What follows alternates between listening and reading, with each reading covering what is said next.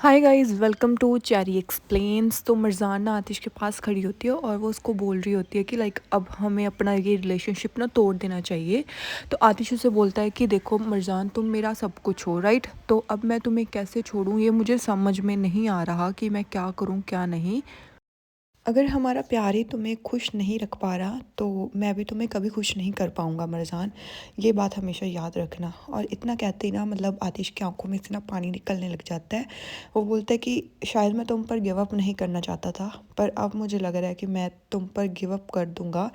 पर हमारा जो प्यार है ना वो हमेशा वैसा का वैसा ही रहेगा। और वो उसका हाथ उठाता है और अपने ना चेस्ट पर लाइक दिल पर रख लेता है और बोलता है कि ये कभी मत एक्सपेक्ट करना कि मैं तुम्हें अपने दिल से बाहर निकाल दूँगा। ये मैं कभी भी नहीं करूँगा। जब तक मैं ज़िंदा हूँ तब तक तुम यहाँ पर रहोगी ही रहोगी। और तभी ना लाइक आतिश और मिर्ज़ान ना दोनों ऐसे इमोशनल से हो जाते हैं और आतिश की ना ऐसे आंखों में से आंसू निकलने लग जाते हैं। तभी मिर्ज़ान ना आतिश को अपने आप से दूर कर देती है और वो दूसरी साइड जाकर खड़ी हो जाती है और जल्दी से वॉशरूम में चली जाती है।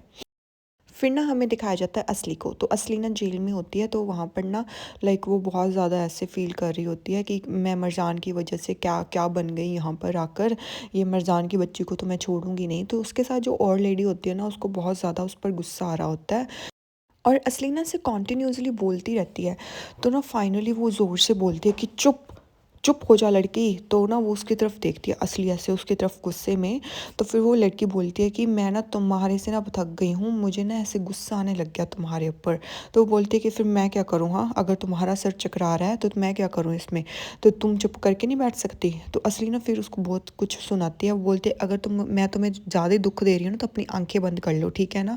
तो वो औरत बोलती है कि तू पागल औरत है क्या? है, बता मेरे को, तू पागल है क्या? अपना मुंह बंद रख, वरना मेरे से बुरा कोई नहीं होगा।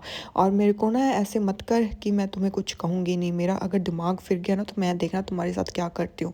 तो असली फिर बोलती है कि क्या कर लेगी तुम? हाँ, क्या कर लेगी तू? कुछ नहीं कर सकती। उस औरत को ना गुस्सा आ जाता है। तो फिर ना वो खड़ी हो जाती है, उसके पास आ जाती है बिल्कुल असली के, और बोलती है कि अब मैं तेरे को बताती हूँ कि मैं क्या कर सकती हूँ और क्या नहीं। फिर ना वो औरत आकर ना असली को ऐसे पकड़ लेती है। तो असली ना उससे डर जाती है। वो बोलती है कि ये अपने गंदे हाथों से ना मुझे टच करने की कोशिश भी मत करना। तो वो लड़की बोलती है कि रुक, मैं तेरे को बताती हूँ कि गंदे हाथ होते क्या हैं। तो वो ना असली को ऐसे पकड़ लेती है।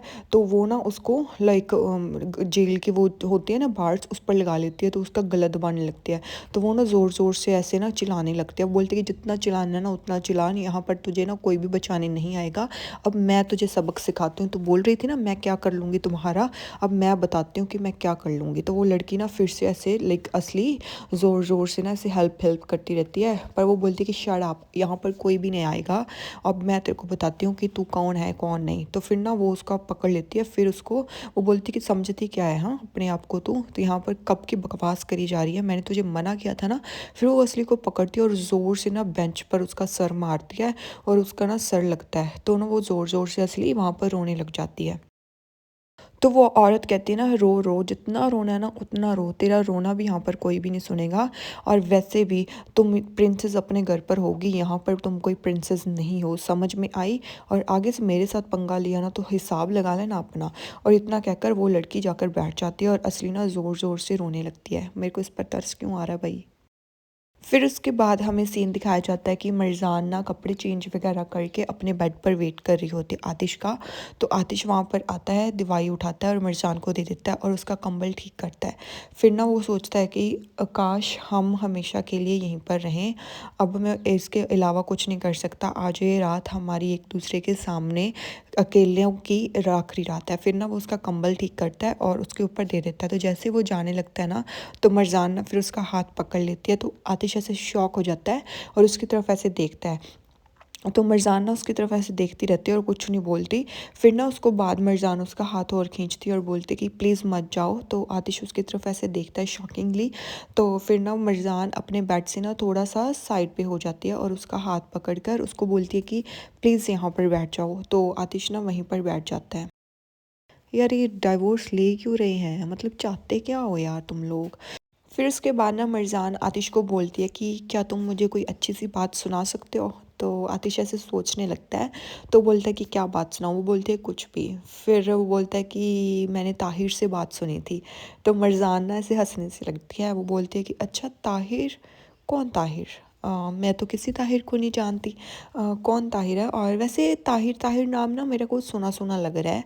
तो आतिश भी ना ऐसे स्माइल सी करने लग जाता है ये सुनते ही। फिर वो बोलता है कि हाँ ऑफ कोर्स ये फैमिलियर तो लगेगा ही, फैमिलियर ही है। और चलो मैं तुम्हें एक स्टोरी सुनाता हूँ। एक ताहिर था, ताहिर नाम का लड़का, जिसको ना लाइक एक ब्यूटीफुल सी लड़की से प्यार हो गया था। और वो ना उस लड़की को बचपन से ही जानता था और वो दोनों साथ में खेलते थे। वो बोलती कि अच्छा ऐसा क्या? वो बोलता है कि हाँ वो साथ में खेलते थे।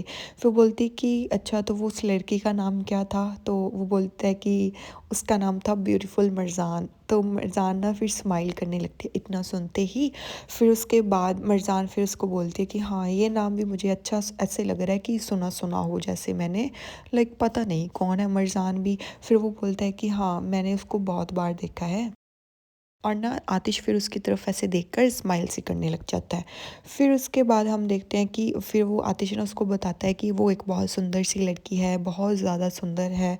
उसके अंदर कोई भी कमी नहीं है, सब कुछ उसके अंदर बहुत सुंदर है। और मरजान ना उसकी तरफ ऐसे देखती रहती है।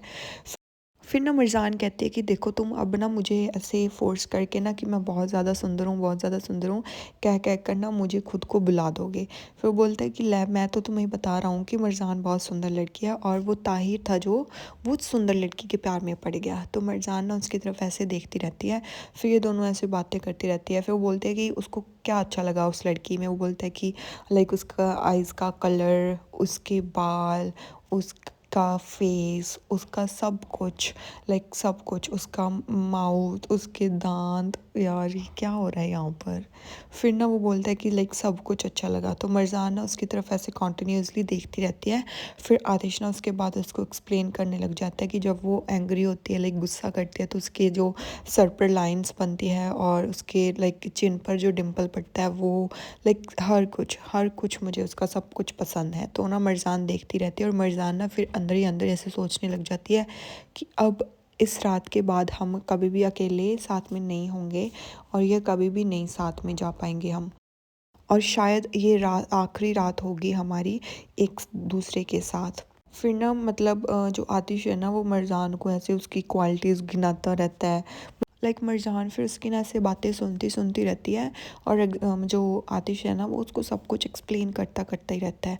But guys don't you think कि अभी आतिश को इन चीज़ों को छोड़ के एटलीस्ट ये देखना चाहिए कि लाइक असली ने कुछ और प्लानिंग तो नहीं की और असली ने अकेले ही ये सब प्लान किया था, या फिर उसके साथ कोई और मतलब मिला हुआ था। इसको ये चीज़ें तो पता चलनी चाहिए ना। अगर असली उसको धोखा दे सकती है तो उसकी माँ भी तो उसको धोखा दे सकती है ना। तो इसको लाइक उसकी माँ पर भी तो सोचना चाहिए ना, उसके बारे में तो भी तो इसको पता कराना चाहिए कि वो क्या कर रही है क्या नहीं, किससे मिलती है किससे नहीं। लाइक ये तो बिल्कुल चिल मूड में है कि कोई बात नहीं असली पकड़ी गई अब कुछ नहीं होगा। लाइक इसको ये चीज़ें अब सोचनी चाहिए। फिर उसके बाद ना मतलब उसके बाद वो बोलता है कि मरजान चाहे हम कल को अलग भी हो जाएं बट मैं हमारे प्यार पर कभी भी गिव अप नहीं करूँगा। मेरे को ऐसे लग रहा है कि आज का दिन यहीं पर रह जाए और कल का दिन चढ़े ही ना, क्योंकि मैं नहीं चाहता कि कल का दिन चढ़े और मिर्ज़ान और ताहिर हमेशा के लिए दूर हो जाएं।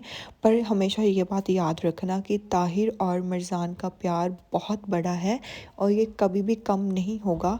और जब भी लाइक हम दोनों साथ में आएंगे तो ये आग बन जाएगा और ये अंधेरी रात को बहुत बड़ा लाइक लाइट के साथ उजागर कर देगा। फिर उसके बाद ना वो दोनों सो जाते हैं और मिर्जान ना आतिश के ऊपर ही ऐसे सो जाती है। फिर उसके बाद ना आतिश सारी रात ऐसे सोचता रहता है और ये सोचता रहता है कि काश आज की रात निकले ही ना और सुबह हो ही ना, और यहीं पर ये एपिसोड एंड हो जाता है। आई नो बोरिंग था।